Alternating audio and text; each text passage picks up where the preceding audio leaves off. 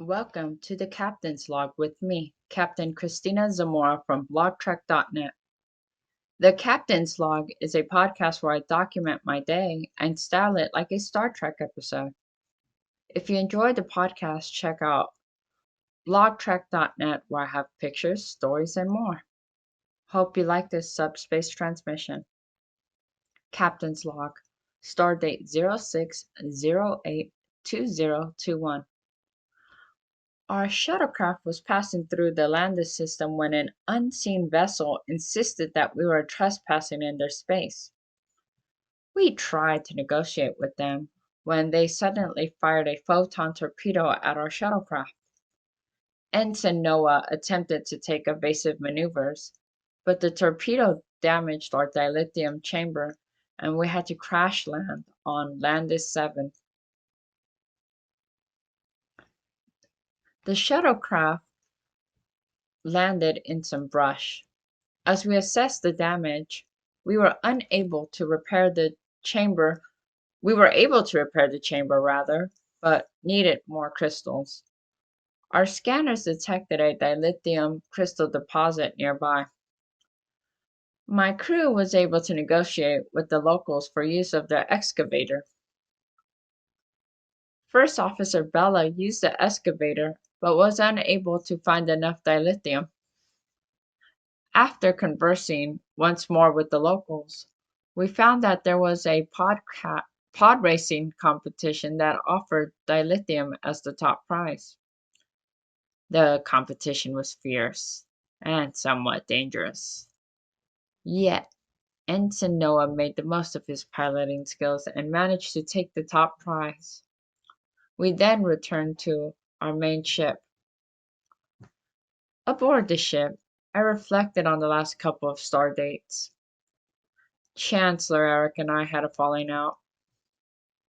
He was evasive with a number of questions I had for him, and I grew irritated with regard to his negativity. For the time being, he is unable to hail my ship. Captain Raymond and I had an interesting conversation regarding the nature of the afterlife. He is more of the disposition that death is like sleep until God returns for the righteous and destroys the wicked.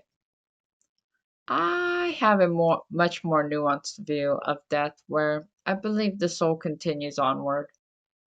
If the higher dimensional being loves us as described, I couldn't imagine that being destroying its creation. I love my kids dearly, and I could never kill them, even if they deserved it. I would imagine that some super intelligent, powerful being would be capable of even more love than I have for my kids. I think that perhaps in the afterlife we have to reap what we sowed, but that ultimately, when we learned the lessons we needed to, and if we weren't beyond rehabilitation, that we will get to be divine spirits ourselves, at least hopefully.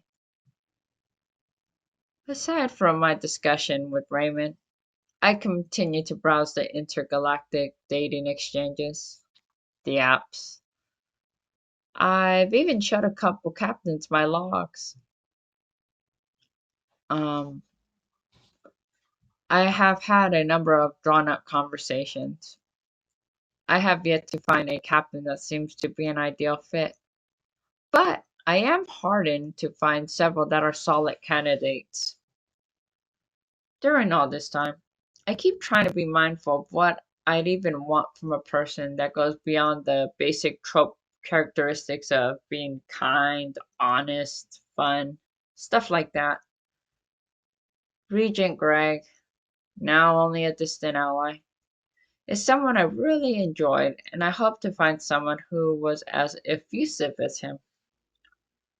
Though time showed he only said the right things and couldn't back it, I could totally go with someone very similar to that, um, is capable of backing up their word and having those kinds of characteristics. For now, I have other tasks on hand I need to take care of. Until next, until my next mission, this is Captain Christina Zamora. Yeah, I can't even get my own name right. Signing off. Thank you for tuning in to this transmission. And if you liked it, you can find it supplemented with pictures on blogtrek.net. Goodbye.